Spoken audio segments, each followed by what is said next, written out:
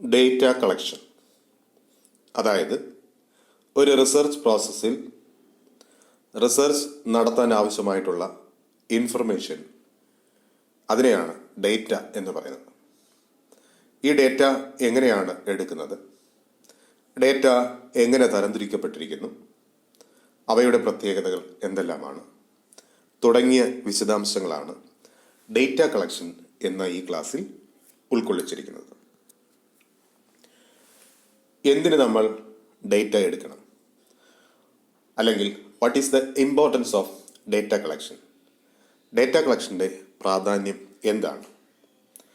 To analyse and make decisions, to identify phenomenons, ecological studies, etcetera, data will be collected.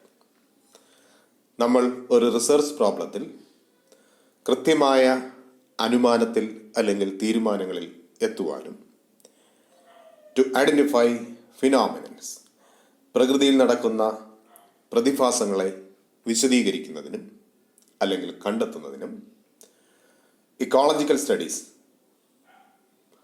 പാരിസ്ഥിതിക പഠനങ്ങളിൽ ഇൻഫർമേഷനുകൾ അല്ലെങ്കിൽ പഠനങ്ങൾ നടത്തുന്നതിനും എല്ലാം തന്നെ ഡേറ്റ എടുക്കാറുണ്ട്, അല്ലെങ്കിൽ ഇൻഫർമേഷൻ കളക്ട് ചെയ്യാറുണ്ട്. This collected data will help in making some conclusions about the existing എൻവയോൺമെൻ്റൽ കണ്ടീഷൻസ്. ഇങ്ങനെ വിവിധ മേഖലകളിൽ ഒരു റിസർച്ച് പ്രോസസ്സിൽ എടുക്കുന്ന ഇൻഫർമേഷൻ എക്സിസ്റ്റിംഗ് എൻവയോൺമെൻ്റൽ കണ്ടീഷൻസ്, നിലവിലുള്ള പരിസ്ഥിതിയെക്കുറിച്ച് അല്ലെങ്കിൽ സ്ഥിതിയെക്കുറിച്ച് വിശദമാക്കുന്നതിന് ഡേറ്റ പ്രയോജനപ്പെടും. Thus, data collection is essential to analyze the environmental conditions, solving a problem, and making assumptions about the procedure when required. അതുകൊണ്ട് തന്നെ ഒരു ഡേറ്റ കളക്ഷൻ എന്നത് നിലവിലുള്ള പാരിസ്ഥിതിക പ്രശ്നങ്ങളെ വിലയിരുത്തുന്നതിനും അല്ലെങ്കിൽ അനുമാനങ്ങളിൽ എത്തുന്നതിനും, സോൾവിങ് എ പ്രോബ്ലം, ഒരു അനലിറ്റിക്കൽ റിസർച്ച് പോലെയുള്ള റിസർച്ചിൽ ഒരു പ്രോബ്ലം സോൾവ് ചെയ്യുന്നതിനും, മേക്കിംഗ് അസംഷൻസ്, നിഗമനങ്ങളിൽ, പ്രത്യേകിച്ച് ക്വാളിറ്റേറ്റീവ് റിസർച്ച് പ്രോസസ്സിലൊക്കെ തന്നെ നിഗമനങ്ങളിൽ എത്തുന്നതിനുമൊക്കെ ഡേറ്റ വളരെ പ്രാധാന്യമർഹിക്കുന്ന ഒരു ഘടകം തന്നെയാണ്. വാട്ട് ഈസ് ഡേറ്റ കളക്ഷൻ, എന്താണ് ഡേറ്റ കളക്ഷൻ എന്നതുകൊണ്ട് അർത്ഥമാക്കുന്നത്? In statistics, data collection is a process of gathering information from all the relevant sources to find a solution to the research problem. It helps to evaluate the outcome of the problem also. സ്റ്റാറ്റിസ്റ്റിക്കിൽ data collection process എന്നതുകൊണ്ട് അർത്ഥമാക്കുന്നത് gathering information from all the relevant sources to find a solution to the research problem. ഒരു researcher ഒരു research problem identify ചെയ്ത് അതിൽ നിന്നും objectives ഉണ്ടാക്കി, ഒബ്ജക്റ്റീവ്സിൽ നിന്നും പ്രൊസീജിയറുകൾ, അല്ലെങ്കിൽ അത് ചെയ്ത് എടുക്കുന്നതിനോ അല്ലെങ്കിൽ ആ ഒബ്ജക്റ്റീവ് സാറ്റിസ്ഫൈ ചെയ്തതിന് വേണ്ടിയോ തയ്യാറാക്കുന്ന പ്രൊസീജിയറുകളുടെ അടിസ്ഥാനത്തിൽ ഇൻഫർമേഷനുകൾ കളക്ട് ചെയ്യുകയും റിസർച്ചറിൻ്റെ പ്രോബ്ലം സോൾവ് ചെയ്യാനായിട്ട് ഈ ഡേറ്റ ഉപയോഗിക്കുകയും ചെയ്യുമ്പോഴാണ് ഡേറ്റ കളക്ഷൻ എന്ന പ്രോസസ്സ് അവസാനിക്കുന്നത്. അല്ലെങ്കിൽ ഡേറ്റ കളക്ഷൻ എന്നത് ഒരു റിസർച്ചർ അദ്ദേഹത്തിൻ്റെ ക്വസ്റ്റ്യൻ, അദ്ദേഹത്തിൻ്റെ ചോദ്യം കണ്ടെത്താൻ വേണ്ടി നടത്തുന്ന ഇൻഫർമേഷൻ കളക്ഷനെയാണ് ഡേറ്റ കളക്ഷൻ എന്ന് പറയുന്നത്. It helps to evaluate the outcome of the problem. നമ്മൾ ഐഡൻറ്റിഫൈ ചെയ്ത ഒരു പ്രോബ്ലത്തിൻ്റെ പരിണിത ഫലം, അല്ലെങ്കിൽ ആ പ്രോബ്ലം എന്തായിരുന്നു, ആ പ്രോബ്ലം എങ്ങനെയാണ് സംഭവിച്ചത്, എന്താണ് അതിൻ്റെ കാരണങ്ങൾ തുടങ്ങിയ റിസർച്ച് പ്രോബ്ലത്തിന് ഉത്തരം നൽകുന്നത് ഡേറ്റ കളക്ഷൻ വഴിയാണ്. The data collection methods allows a person to conclude and answer to the relevant question. ഒരു റിസർച്ചറിനെ സംബന്ധിച്ചിടത്തോളം റിസർച്ച് പ്രോബ്ലം ഐഡൻറ്റിഫൈ ചെയ്ത് കഴിഞ്ഞാൽ, അല്ലെങ്കിൽ അദ്ദേഹം റിസർച്ച് ചെയ്യാൻ ഉദ്ദേശിക്കുന്ന പ്രശ്നം അല്ലെങ്കിൽ ഒരു ഡിസ്കവറി അല്ലെങ്കിൽ ഒരു എക്സ്പെരിമെൻ്റ് എന്താണ് എന്ന് തീരുമാനിച്ചു കഴിഞ്ഞാൽ അത് എന്തുകൊണ്ട്, എങ്ങനെ, എന്ത് കാരണത്താൽ ഇത് സംഭവിക്കുന്നു അല്ലെങ്കിൽ ഇത് സംഭവിക്കാം എന്നുള്ള ചോദ്യങ്ങൾ പ്രോബ്ലത്തിൽ നിന്നും ഉണ്ടാക്കപ്പെടുകയും ആ പ്രോബ്ലത്തിന് ഉത്തരങ്ങൾ ഡേറ്റ കളക്ഷനിലൂടെ ലഭിക്കുകയും പ്രോബ്ലം സോൾവ് ചെയ്യാനായിട്ട് അല്ലെങ്കിൽ പ്രോബ്ലത്തിന് ഉത്തരം കണ്ടെത്താൻ ഡേറ്റ കളക്ഷൻ പര്യാപ്തമാവുകയും ചെയ്യുന്നു. Most of the organisations use data collection methods to make assumptions about the future probabilities and trends. സാധാരണ എല്ലാ ഓർഗനൈസേഷനുകളും, അത് മാർക്കറ്റിംഗ് വിഭാഗത്തിലുള്ള ഓർഗനൈസേഷനുകളാകാം, ഇനി ഹോസ്പിറ്റൽ ബേസ്ഡ് ആയിട്ടുള്ള ഓർഗനൈസേഷനുകളാകാം, ഇൻഡസ്ട്രീസുകളാകാം, ഇനി എഡ്യൂക്കേഷൻ വിദ്യാഭ്യാസപരമായിട്ടുള്ള ഓർഗനൈസേഷനുകളോ എഡ്യൂക്കേഷൻ ഡിപ്പാർട്ട്മെൻറ്റുകളോ അല്ലെങ്കിൽ പൊളിറ്റിക്കലായിട്ടുള്ള സംവിധാനങ്ങൾ, ഇവയെല്ലാം തന്നെ ഡേറ്റ കളക്ഷൻ മെത്തേഡിനെ ആശ്രയിച്ചിട്ടാണ് ഫ്യൂച്ചറായിട്ട് ഭാവിയിൽ സംഭവിക്കാൻ പോകുന്ന കാര്യങ്ങളെക്കുറിച്ചും ഇനി സംഭവിക്കാൻ സാധ്യതയുള്ള ട്രെൻഡുകൾ തുടങ്ങിയവയെക്കുറിച്ചൊക്കെ വിലയിരുത്താനും മനസ്സിലാക്കാനും ഡേറ്റ കളക്ഷൻ തന്നെ എന്ന മെത്തേഡ് തന്നെയാണ് ഉപയോഗിക്കുന്നത്. Once the data is collected, it is necessary to undergo the data organisation process.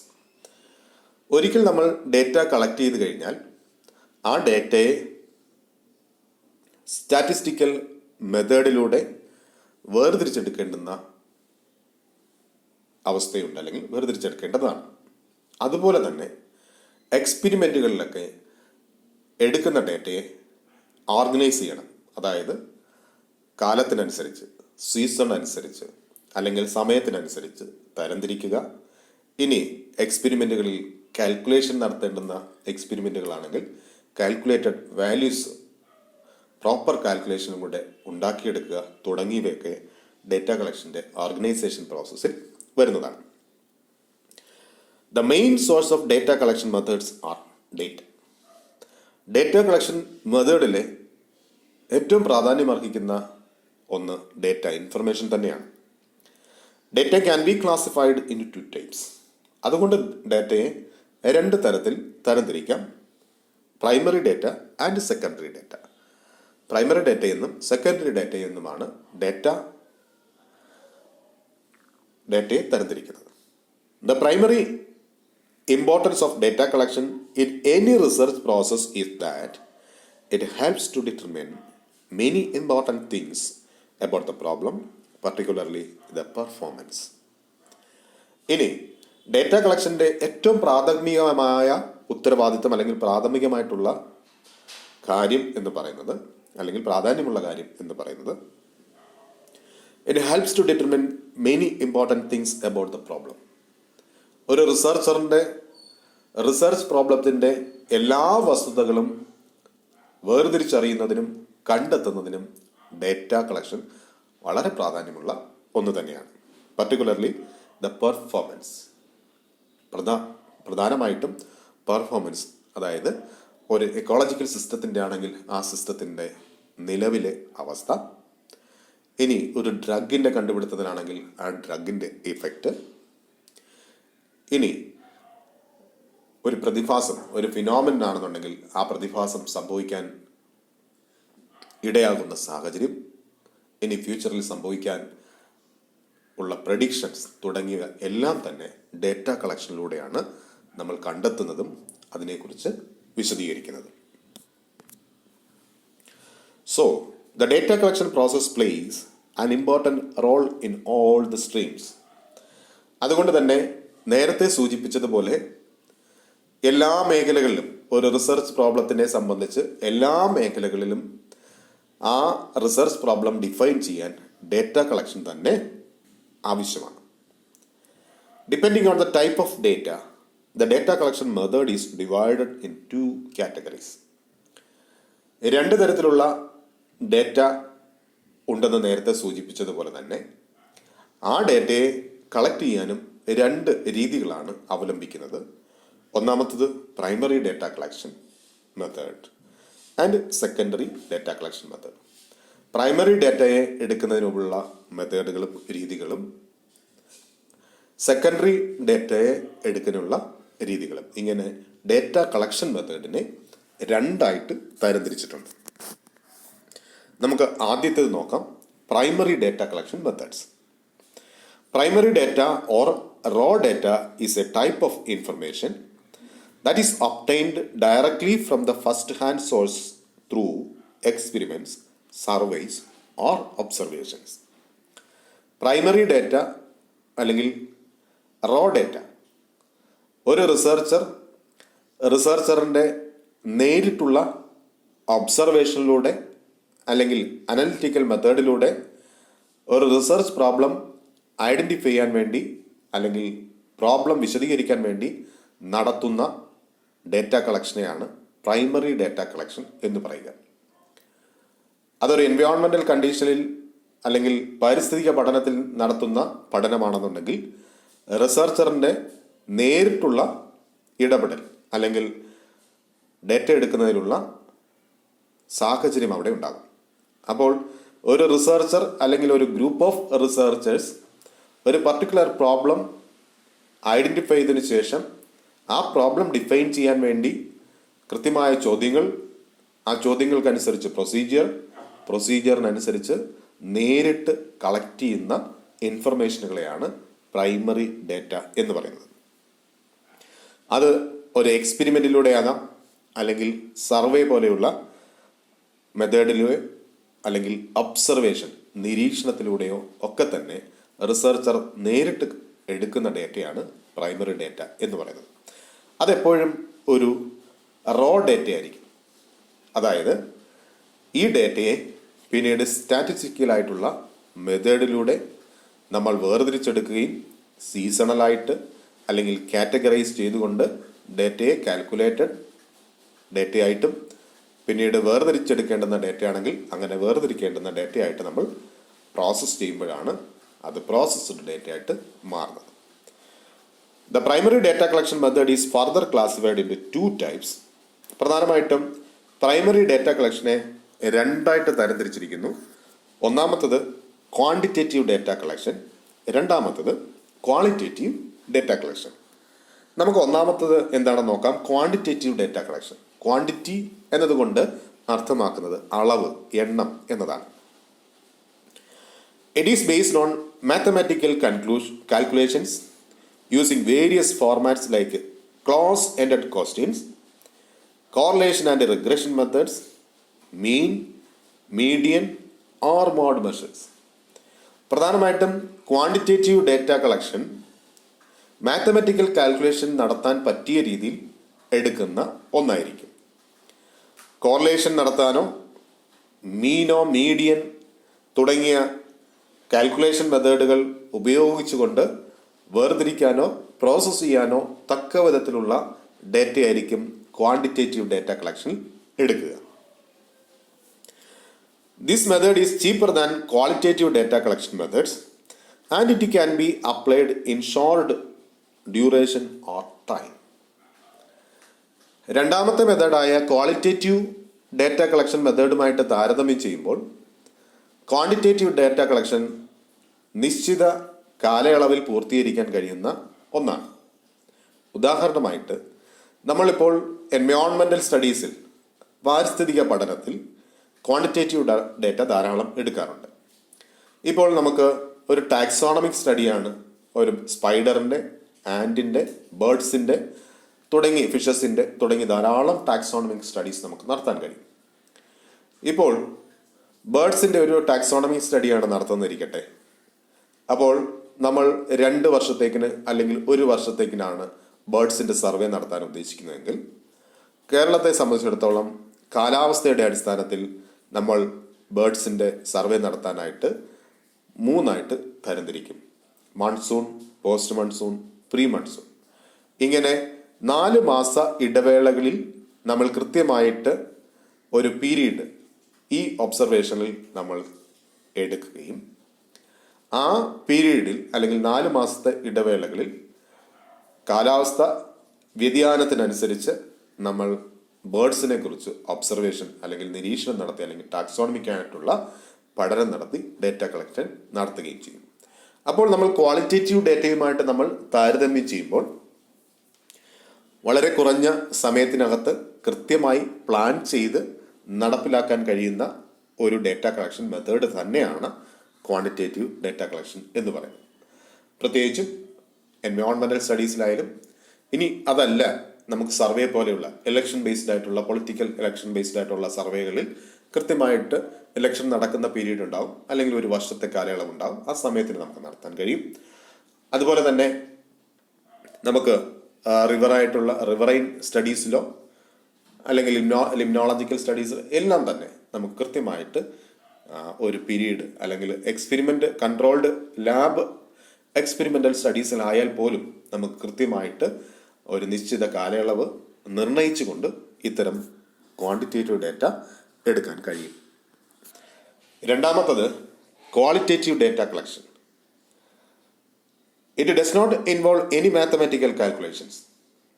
Quantitative data കളക്ഷനിൽ ഉപയോഗിക്കുന്നത് പോലെ മാത്തമാറ്റിക്കലായിട്ടുള്ള കാൽക്കുലേഷൻസ് ഒന്നും തന്നെ കൊണ്ടുവരാൻ സാധിക്കാത്ത ഒരു ഡേറ്റയാണ് ക്വാളിറ്റേറ്റീവ് ഡേറ്റ എന്ന് പറയുന്നത്. This method is closely associated with elements of that are not quantifiable. നമുക്ക് ഒരു ക്വാളിറ്റേറ്റീവ് റിസർച്ചിൽ ക്വാണ്ടിറ്റി നിർണ്ണയിക്കാൻ തക്ക വിധത്തിലുള്ള ഘടകങ്ങളൊന്നും തന്നെ ഉണ്ടാകത്തില്ല. അതായത് ഒരാളുടെ സ്വഭാവം ഇത്ര എണ്ണമാണ് എന്ന് നമുക്ക് പറയാൻ കഴിയില്ല, അല്ലെങ്കിൽ ഇത്ര രീതിയിലാണ് എന്ന് നമുക്ക് പൂർണ്ണമായിട്ട് നിർവചിക്കാൻ കഴിയുകയില്ല. അല്ലെങ്കിൽ ഒരു പക്ഷിയുടെ സ്വഭാവ രീതികൾ എന്താണ് എന്ന് പറയുന്നതിനപ്പുറത്തേക്ക് നമുക്ക് ക്വാണ്ടിഫൈ ചെയ്ത് പൂർണ്ണമായിട്ടും നിർവചിക്കാൻ കഴിയാത്ത തരത്തിലുള്ളതാണ്. അപ്പോൾ അത്തരത്തിലുള്ള ഇൻഫർമേഷനുകളാണ് പ്രത്യേകിച്ചും ക്വാളിറ്റേറ്റീവ് ഡേറ്റ കളക്ഷനിൽ എടുക്കുന്നത് തന്നെ. This qualitative data collection method include interviews, questionnaires, observations, case studies etcetera. ഇങ്ങനെ ക്വാളിറ്റേറ്റീവ് ഡേറ്റ കളക്ഷൻ നടത്തുന്ന രീതികൾ പ്രധാനമായിട്ടും ഇന്റർവ്യൂകൾ, ക്വസ്റ്റ്യനെയർ തയ്യാറാക്കിയുള്ള ഡേറ്റ കളക്ഷൻ, ഒബ്സർവേഷൻ നിരീക്ഷണം, കേസ് സ്റ്റഡീസ് ഏതെങ്കിലും ഒരു വ്യക്തിയെക്കുറിച്ചോ അല്ലെങ്കിൽ ഒരു സംഘടനയെക്കുറിച്ചോ അല്ലെങ്കിൽ ഒരു സംവിധാനത്തെക്കുറിച്ചോ ഒക്കെ നടത്തുന്ന കേസ് സ്റ്റഡീസ് തുടങ്ങിയവയെല്ലാം ക്വാളിറ്റേറ്റീവ് ഡേറ്റ കളക്ഷൻ മെത്തേഡിൽ വരുന്നതാണ്. There are several method to collect this type of data. ഇങ്ങനെ ക്വാളിറ്റേറ്റീവ് ഡേറ്റ കളക്ഷൻ നടത്താൻ ധാരാളം രീതികളുണ്ട്. ഒന്നാമത്തത് ഒബ്സർവേഷൻ മെത്തേഡ്, നിരീക്ഷണ രീതി. Observation method is used to when the study relates to behavioural science. Behavioural സയൻസുമായിട്ട് ബന്ധപ്പെട്ടാണ് നിരീക്ഷണ രീതി അല്ലെങ്കിൽ ഒബ്സർവേഷൻ മെത്തേഡ് എന്ന ക്വാളിറ്റേറ്റീവ് ഡേറ്റ കളക്ഷൻ ഉപയോഗിക്കുന്നത്. This method is planned and systematically. അതുപോലെ തന്നെ ഈ മെത്തേഡ് വളരെ കൃത്യമായി പ്ലാൻ ചെയ്യുകയും സിസ്റ്റമാറ്റിക് ആയിട്ട് ഫോളോ ചെയ്യുന്ന ഒന്ന് തന്നെ ആയിരിക്കണം ഒബ്സർവേഷൻ മെത്തേഡ് എന്ന് പറയുന്നത്. ഉദാഹരണമായിട്ട് ഒരു ബേർഡ് വാച്ചറെ സംബന്ധിച്ചിടത്തോളം ആദ്യത്തെ ചിത്രം കാണിച്ചിരിക്കുന്നത് ഒരു ബേർഡ് വാച്ചിങ്ങിന്റെ ചിത്രമാണ്. നമ്മളൊരു പ്രത്യേക ഇനം അല്ലെങ്കിൽ സ്പീഷീസ് ബേർഡിനെ കുറിച്ച് പഠിക്കുകയാണെങ്കിൽ നമ്മൾ അത് ഒബ്സർവേഷൻ മെത്തേഡാണ് ഫോളോ ചെയ്യേണ്ടത്. അപ്പോൾ ഈ ഒബ്സർവേഷൻ മെത്തേഡിൽ ഒരു ബേർഡിന്റെ ജീവിത രീതി, ആ ജീവിത രീതിയുമായി ബന്ധപ്പെട്ട മേറ്റിംഗ് പ്രോസസ് അല്ലെങ്കിൽ അതിൻ്റെ കൂടുകൂട്ടൽ, മുട്ടയിടൽ അല്ലെങ്കിൽ കുഞ്ഞുങ്ങളെ വളർത്തൽ തുടങ്ങിയ പ്രക്രിയകൾ, അതിൻ്റെ ഭക്ഷണ രീതി, ഭക്ഷണം കണ്ടെത്തുന്ന രീതി, ഇനി അതിൻ്റെ ടെറിട്ടോറിയൽ ബിഹേവിയർ, മേറ്റിംഗ് ബിഹേവിയർ, ഇനി അലാം ബിഹേവിയർ തുടങ്ങിയ ഒരുപാട് ഘടകങ്ങൾ എടുത്തുകൊണ്ട് വേണം ഒരു പക്ഷിയെക്കുറിച്ച് നമ്മൾ നിരീക്ഷിക്കാൻ പൂർണ്ണമായിട്ട് ഫീൽഡിൽ. അപ്പോൾ നമുക്ക് നിരീക്ഷണ വിധേയമാക്കേണ്ടുന്ന കാര്യങ്ങൾ എന്തൊക്കെയാണ്, അത് ഏതൊക്കെ സമയത്തിനാണ് നമ്മൾ നിരീക്ഷണ വിധേയമാക്കേണ്ടുന്നത്, അതായത് നമ്മളുടെ അവൈലബിലിറ്റി അല്ലെങ്കിൽ നമ്മൾക്ക് സമയമുള്ളപ്പോൾ ഒരിക്കലും ബേർഡിൻ്റെ സാന്നിധ്യം ഉണ്ടാവണമെന്നില്ല. അപ്പോൾ ബേർഡിനെ കുറിച്ച് ഒരു പക്ഷിയെക്കുറിച്ച് കൃത്യമായി പഠിച്ച് വിലയിരുത്തി അതിൻ്റെ എല്ലാ കാര്യങ്ങളും മനസ്സിലാക്കി വെച്ച് വേണം നമ്മൾ ഒരു ഒബ്സർവേഷൻ അല്ലെങ്കിൽ ബിഹേവിയറൽ സ്റ്റഡി നടത്താൻ. അതുകൊണ്ട് തന്നെ അത് കൃത്യമായി പ്ലാൻ ചെയ്യുന്നതും സിസ്റ്റമാറ്റിക് ആയിട്ട് നടത്തേണ്ടുന്നതും ഒന്നാണ്. It is subject to many controls and checks. അതുകൊണ്ട് തന്നെ ധാരാളം റിവ്യൂസ്, പ്രോബ്ലത്തെക്കുറിച്ചുള്ള ഡിസ്കഷൻസും റിവ്യൂസും നടത്തി വേണം ഒബ്സർവേഷൻ മെത്തേഡ് നടത്താൻ വേണ്ടിയിട്ട്. പലതരത്തിലുള്ള ഒബ്സർവേഷൻ മെത്തേഡുകളുണ്ട്. ഒന്നാമത്തത് സ്ട്രക്ചേർഡ് ആൻഡ് അൺസ്ട്രക്ചേർഡ് ഒബ്സർവേഷൻ. കൃത്യമായ ഘടനയുള്ള, അതായത് നേരത്തെ സൂചിപ്പിച്ചതുപോലെ ഒരു ബേർഡിനെ കുറിച്ച് പഠിക്കുകയാണെന്നുണ്ടെങ്കിൽ ആ ബേർഡിനെ കുറിച്ച് പൂർണ്ണമായിട്ടും അല്ലെങ്കിൽ അതിൻ്റെ ടെറിട്ടറി തുടങ്ങിയ എല്ലാ വിശദാംശങ്ങളും മനസ്സിലാക്കി വെച്ചതിന് ശേഷം അതിനെ പൂർണ്ണമായിട്ടും ഒരു റിസർച്ചർ ഇൻവോൾവ് ചെയ്ത് നിരീക്ഷിക്കുന്ന രീതിയാണ് സ്ട്രക്ചേർഡ് ഒബ്സർവേഷൻ എന്ന് പറയുന്നത്. ഇനി ബേർഡ് വാച്ചറെ സംബന്ധിച്ചിടത്തോളം, ഇനി നമ്മൾ വളരെ ഫ്രീ ആയിട്ട് ഒരു ബൈനോക്കുലർ കൊണ്ടോ അല്ലെങ്കിൽ ഒരു ക്യാമറ കൊണ്ടോ ബേർഡ്സിനെ നടന്നു പോകുന്ന വഴിക്ക് അല്ലെങ്കിൽ പോകുന്ന വഴിക്ക് നമ്മൾ അല്ലെങ്കിൽ ബേർഡ് വാച്ചിങ് എന്ന പ്രോസസ്സിൽ ഏർപ്പെട്ടുകൊണ്ട് ഫോട്ടോ എടുക്കുന്നു, നിരീക്ഷിക്കുന്നു. അത് അൺസ്ട്രക്ചേർഡ് ആണ്. നമ്മളുടെ മുമ്പിലേക്ക് വരുന്ന ബേർഡ്സിനെ മാത്രമാണ് അവിടെ എന്ത് ചെയ്യുക, നമ്മൾ നിരീക്ഷണ വിധേയമാക്കുന്നത്.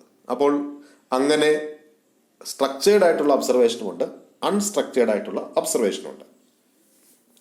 രണ്ടാമത്തത് കൺട്രോൾഡ് ആൻഡ് അൺകൺട്രോൾഡ് ഒബ്സർവേഷൻ. നമ്മളുടെ നിയന്ത്രണത്തിൽ നിർത്തിക്കൊണ്ട് ഒബ്സർവേഷൻ നടത്തുന്ന രീതിയും നിയന്ത്രണത്തിലില്ലാതെ നടത്തുന്ന ഒബ്സർവേഷൻ രീതിയും.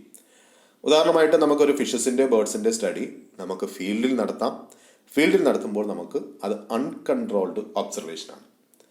ഇനി അതേ ബേർഡിനെ നമ്മൾ കേജിനകത്തിട്ടോ അതായത് കൂട്ടിനകത്തിട്ട് വളർത്തി അതിൻ്റെ ബിഹേവിയർ സ്റ്റഡി നടത്തുമ്പോൾ അത് കൺട്രോൾഡ് ഒബ്സർവേഷൻ മെത്തേഡാണ്. അതുപോലെ തന്നെ പാർട്ടിസിപ്പൻ്റ്, നോൺ പാർട്ടിസിപ്പൻ്റ്, ആളുകളുടെ പാർട്ടിസിപ്പൻസിൻ്റെ തീരുമാനിച്ചുകൊണ്ട് അല്ലെങ്കിൽ പാർട്ടിസിപ്പൻസിനെ കൃത്യമായി നമ്മൾ മുൻകൂട്ടി തീരുമാനിച്ചുകൊണ്ട് നടത്തുന്ന ഒബ്സർവേഷൻസ്, പാർട്ടിസിപ്പൻസ് ഇല്ലാതെ അതായത് പാർട്ടിസിപ്പൻസിനെ മുൻകൂട്ടി തീരുമാനിക്കാതെ നടത്തുന്ന ഒബ്സർവേഷൻ. ഇങ്ങനെ മൂന്നായിട്ട് തരംതിരിച്ചിട്ടുണ്ട്. അതുപോലെ തന്നെ ഡിസ്ഗ്യൂസ്ഡ് ഒബ്സർവേഷൻ. ഡിസ്ഗ്യൂസ്ഡ് ഒബ്സർവേഷൻ എന്ന് പറയുന്നത് പ്രോഡക്റ്റുമായിട്ട് ബന്ധപ്പെട്ടുള്ളതാണ്.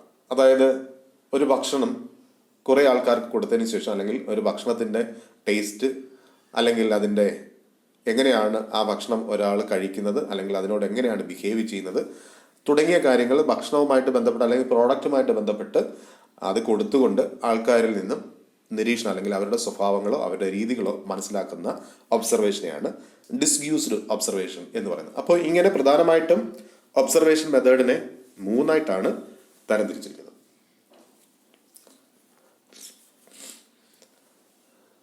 അതുപോലെ ക്വാളിറ്റേറ്റീവ് ഡേറ്റയിൽ വരുന്നതാണ് interview method. The method of collecting data in terms of oral or verbal questions. It is achieved in 2 ways. നമ്മൾ ഓറലായിട്ടോ വെർബലായിട്ടോ നേരിട്ട് ചോദിക്കുകയോ അല്ലെങ്കിൽ നമ്മൾ എന്ത് ചെയ്യുക, എഴുതി തയ്യാറാക്കിയ രീതിയിൽ ഇൻഫർമേഷൻ എടുക്കുകയോ ചെയ്യുന്നതാണ് ഇന്റർവ്യൂ മെത്തേഡ് എന്ന് പറയുന്നത്. ഇന്റർവ്യൂ മെത്തേഡിനെ 2ആയിട്ട് തരംതിരിച്ചിട്ടുണ്ട്. പേഴ്സണൽ ഇന്റർവ്യൂ എന്നും ടെലഫോണിക് ഇന്റർവ്യൂ എന്നും. പേഴ്സണൽ ഇന്റർവ്യൂ എന്നതുകൊണ്ട് അർത്ഥമാക്കുന്നത് in this method a person known as an interviewer is required to ask question face to face to other person. Interview ചെയ്യാൻ ഉദ്ദേശിക്കുന്ന ആളിനെ ഇന്റർവ്യൂവർ അല്ലെങ്കിൽ ചോദ്യം ചോദിക്കാൻ ഉദ്ദേശിക്കുന്ന ആൾ മുഖത്തോട് മുഖം ഇരുന്ന് വേണ്ടുന്ന ഇൻഫർമേഷൻ എടുക്കുന്ന രീതിയാണ് പേഴ്സണൽ ഇന്റർവ്യൂ എന്ന് പറയുന്നത്. The personal interview can be structured or unstructured, direct investigation, focused conversation etcetera. ഈ പേഴ്സണൽ ഇന്റർവ്യൂവിനെ സ്ട്രക്ചേർഡ് എന്നും അൺസ്ട്രക്ചേർഡ് എന്നും ഡയറക്റ്റ് എന്നും ഇൻഡയറക്റ്റ് എന്നും ഫോക്കസ്ഡ് കോൺവെർസേഷൻ തുടങ്ങിയ പലതരത്തിൽ കാറ്റഗറൈസ് ചെയ്യാൻ കഴിയും. രണ്ടാമത്തത് ടെലഫോണിക് ഇന്റർവ്യൂ ആണ്. In this method an interviewer ഒബ്റ്റെയിൻസ് information by contacting people on the telephone to ask questions or views orally. രണ്ടാമത്തെ മെത്തേഡിൽ ഇന്റർവ്യൂവർ അയാൾക്ക് ആവശ്യമായിട്ട് അല്ലെങ്കിൽ റിസർച്ചർ അദ്ദേഹത്തിന് ആവശ്യമായിട്ടുള്ള ഇൻഫർമേഷൻ ഫോണിലൂടെ ചോദ്യം ചോദിക്കേണ്ട ആളിനെ ബന്ധപ്പെടുകയും അവരിൽ നിന്നും ഓറലായിട്ട് ചോദിച്ചുകൊണ്ട് അല്ലെങ്കിൽ അദ്ദേഹത്തിൻ്റെ ചോദ്യങ്ങൾ ഉന്നയിച്ചുകൊണ്ട് ഇൻഫർമേഷനുകൾ എടുക്കുകയും ചെയ്യുന്ന രീതിയാണ് ടെലഫോണിക് ഇൻ്റർവ്യൂ മെത്തേഡ് എന്ന് പറയുന്നത്. അടുത്തത് ക്വാളിറ്റേറ്റീവ് ഡേറ്റയിൽ വരുന്നതാണ് ക്വസ്റ്റ്യനെയർ മെത്തേഡ്. ചോദ്യാവലിയുടെ അടിസ്ഥാനത്തിൽ ഇൻഫർമേഷനുകൾ എടുക്കുന്ന രീതി. In this method the set of questions are mailed to the respondent. They should read, reply and subsequently return to the questionnaire. അതായത് പ്രിന്റഡ് ഫോമിൽ തയ്യാറാക്കിയ ചോദ്യങ്ങൾ അയച്ചു കൊടുത്ത് അയാൾ വായിച്ച് അതിനകത്തുള്ള ചോദ്യങ്ങൾക്ക് ഉത്തരം നൽകി തിരിച്ചു നൽകി അല്ലെങ്കിൽ റിസർച്ചിന് തിരിച്ചെത്തിക്കുന്ന രീതിയാണ് ക്വസ്റ്റ്യനെയർ മെത്തേഡ് എന്ന് പറയുന്നത്. The questionnaire are printed in the different order on the form. ഒരു ഫോമിൽ കൃത്യമായ ഓർഡറിൽ നമുക്ക് ആവശ്യം വേണ്ടുന്ന ഇൻഫർമേഷൻ എടുക്കാൻ വേണ്ടുന്ന ചോദ്യങ്ങൾ രേഖപ്പെടുത്തിയിട്ടുള്ളത്. Features of good survey. നമുക്ക് ക്വസ്റ്റ്യനെയർ തയ്യാറാക്കുമ്പോൾ അല്ലെങ്കിൽ ഒരു സർവേയുടെ പ്രധാനപ്പെട്ട പ്രത്യേകതകൾ എന്ന് പറയുന്നത് ഷോർട്ട് ആൻഡ് സിമ്പിൾ. ഒരു നിശ്ചിത ചോദ്യങ്ങൾ ഉൾക്കൊള്ളുന്നതായിരിക്കണം. അതായത് പ്രധാനപ്പെട്ട ചോദ്യങ്ങൾ മാത്രം ഉൾക്കൊള്ളുന്ന വളരെ ചെറിയ ഒന്നായിരിക്കണം ക്വസ്റ്റ്യനെയർ എന്ന് പറയുന്നത്. Should follow A logical sequence. അതായത് ഒന്നിനു പുറകെ ഒന്നായി കണക്റ്റഡ് ആയിട്ടുള്ള ചോദ്യങ്ങൾ കൊണ്ട് ചോദ്യകർത്താവ് നമ്മൾ ഉദ്ദേശിക്കുന്ന ഇൻഫർമേഷൻ എടുക്കാൻ തക്ക വിധത്തിലുള്ള ലോജിക്കലായിട്ടുള്ള സീക്വൻസ് അല്ലെങ്കിൽ ക്വസ്റ്റ്യൻ ആയിരിക്കണം. Provide adequate space four answers. അതുപോലെ ചോദ്യങ്ങൾക്ക് ഉത്തരം എഴുതാൻ തക്ക വിധത്തിലുള്ള അല്ലെങ്കിൽ നൽകാൻ തക്ക വിധത്തിലുള്ള സ്പേസ് പ്രൊവൈഡ് ചെയ്തിരിക്കണം. Avoid technical terms. അതായത് റിസർച്ചറിന് അറിയാവുന്ന ഒരു ടെക്നിക്കൽ ടേം ചോദ്യം ആരുടെടുത്താണോ ചോദിക്കുന്നത് അദ്ദേഹത്തിന് അറിയണമെന്നില്ല, പ്രത്യേകിച്ചും അയച്ചു കൊടുക്കുന്ന രീതികളിലൊക്കെ. അതുകൊണ്ട് തന്നെ മറ്റുള്ളവർക്ക് മനസ്സിലാക്കാൻ ബുദ്ധിമുട്ടുള്ള ടെക്നിക്കലായിട്ടുള്ള ടേംസുകൾ ഒഴിവാക്കുക.